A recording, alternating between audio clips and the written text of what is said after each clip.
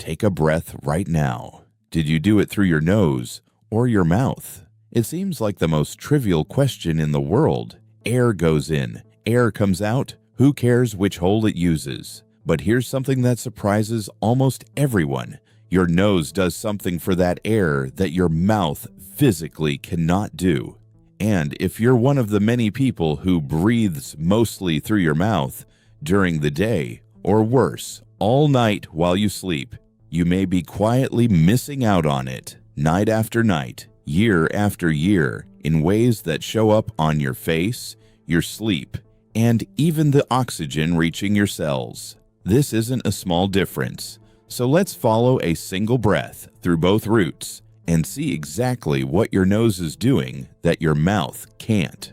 Because once you understand it, you'll never think about breathing the same way again. And the first surprise is a gas your nose makes that your mouth has no access to. Let's start with that gas because it's the headline. Inside your nasal passages and sinuses, your body continuously produces a molecule called nitric oxide. This isn't a waste product. It's a powerful signaling molecule, and it does something remarkable. When you breathe in through your nose, you carry that nitric oxide down into your lungs along with the air. And once it reaches your lungs, nitric oxide helps widen your airways and the blood vessels in your lungs, which improves how efficiently oxygen passes from the air into your bloodstream. In simple terms, breathing through your nose can help you absorb more oxygen from each breath than breathing through your mouth. Your mouth produces none of this gas, so a mouth breath is, in a real sense, a lower octane breath. Same air, but missing the molecule that helps you actually use it. And this is just the first thing your nose is quietly doing, because before that air even reaches your lungs, your nose has already done 3 more jobs your mouth skips entirely.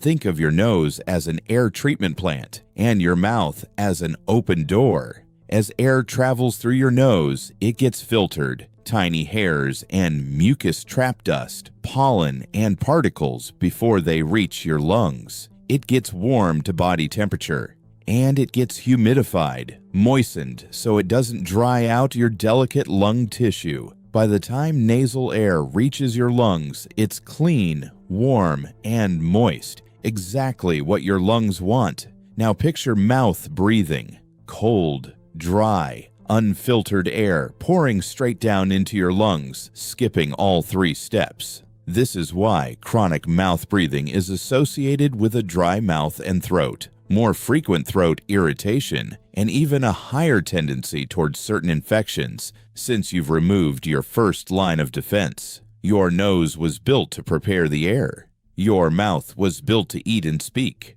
When you breathe through your mouth, you're using the wrong tool for the job. And nowhere does this matter more than during the 8 hours you're not even aware of it. When you sleep. Here's where it gets serious because sleep is where mouth breathing does its quietest damage. Many people breathe fine through their nose during the day, but fall into mouth breathing the moment they fall asleep. And they have no idea they're doing it.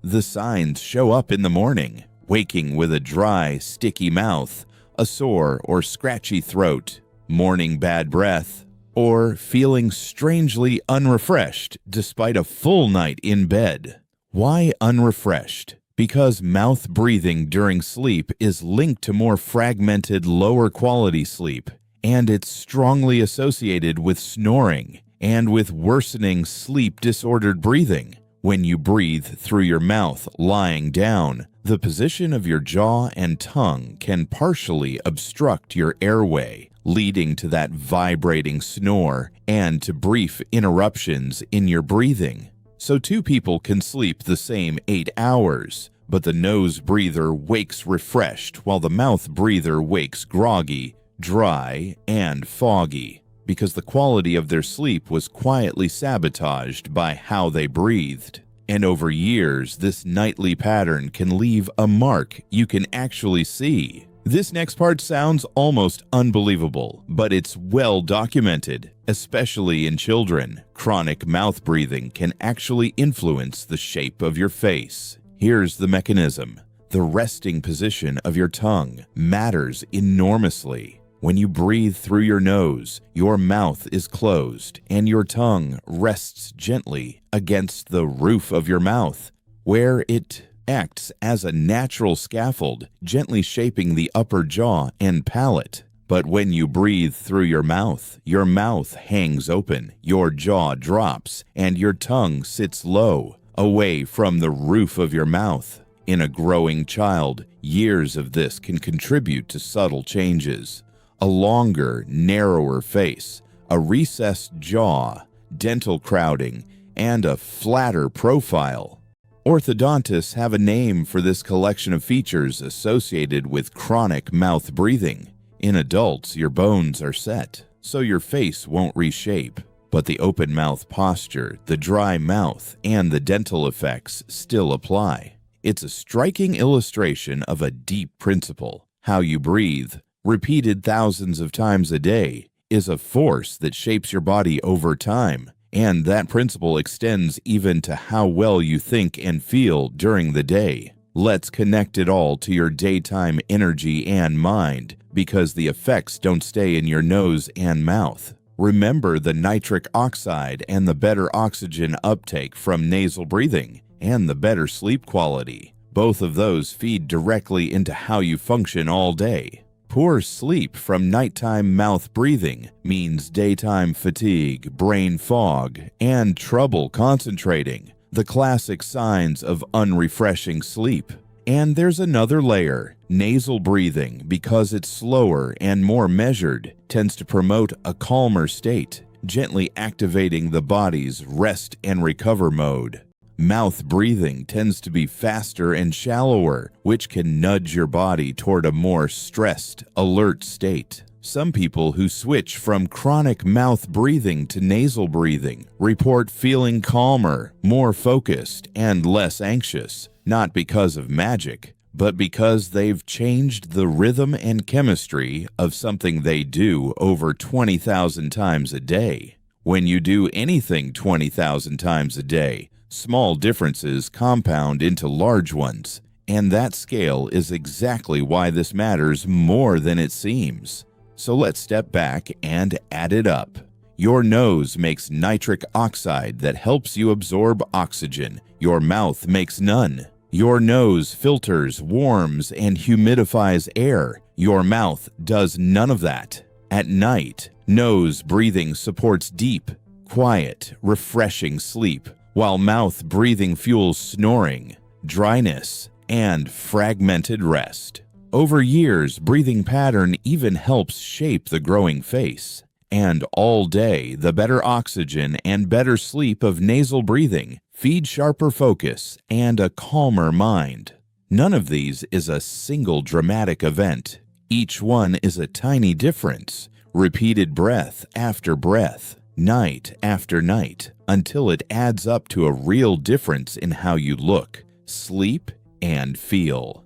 The reassuring part is that for many people, this is something you can become aware of and work on.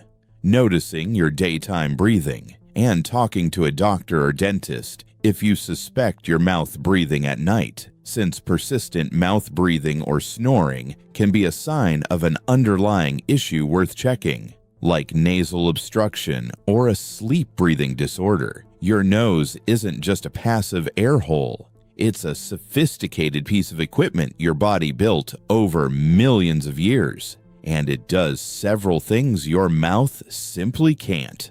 Which raises a bigger question about all the automatic things your body does without you noticing.